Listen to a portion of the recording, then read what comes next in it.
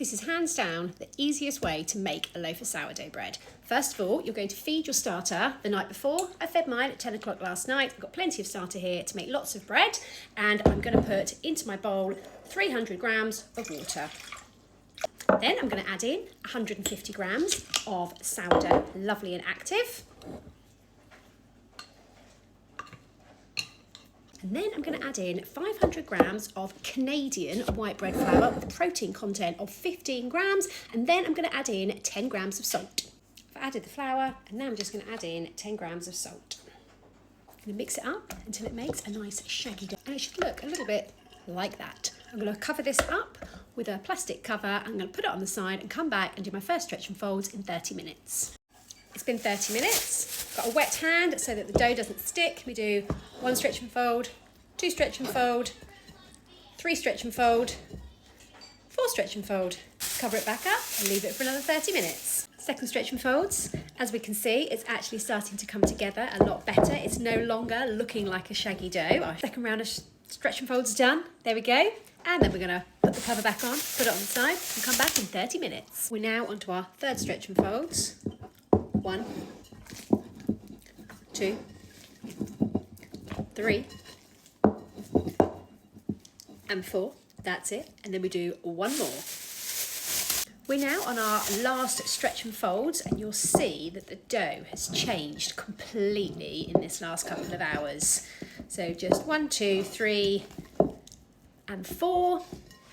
And this is what it looks like now, completely different to the shaggy dough. I'm going to take the temperature of the dough, and that's going to tell me how long I need to leave this for. So the temperature of the dough is 20 degrees.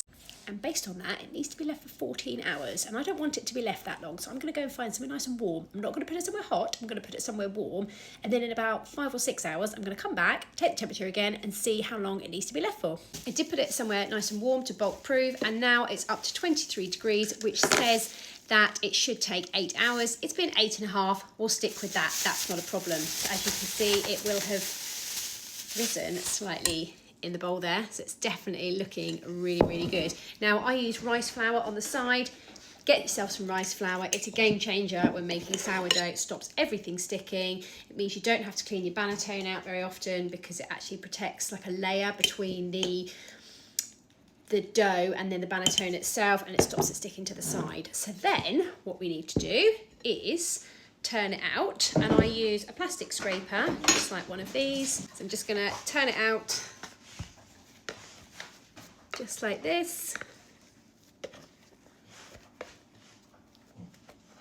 Shape it up into thirds, roll it up, pop it into the banneton, and then into the fridge overnight.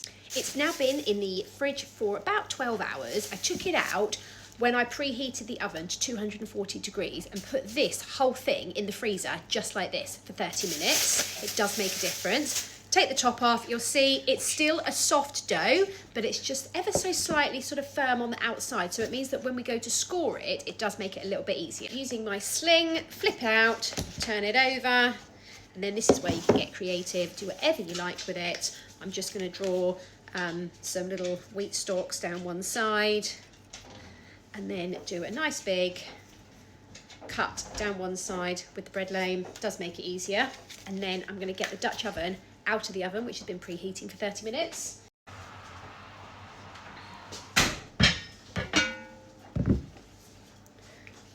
Put the bread in there like so. Now it needs to go back in the oven for 20 minutes with the lid on at 240 degrees. After 20 minutes, we then need to turn the oven down to 200 degrees, open it up and take the lid off of the Dutch oven. This is the exciting part to see, all the steam coming out. This is the exciting part to see whether or not it's done anything. Oh my goodness, look at that beauty. Then shut the door and then leave it for a further 20 minutes to brown off. After it's baked for a further 20 minutes in the oven with the lid off, we then take it out, leave it to cool for 1 hour. That is important because it does actually carry on cooking for that hour. Then we cut it open. And then we do a little ooh and ah at the crust. And that there is the easiest way to make a loaf of sourdough bread.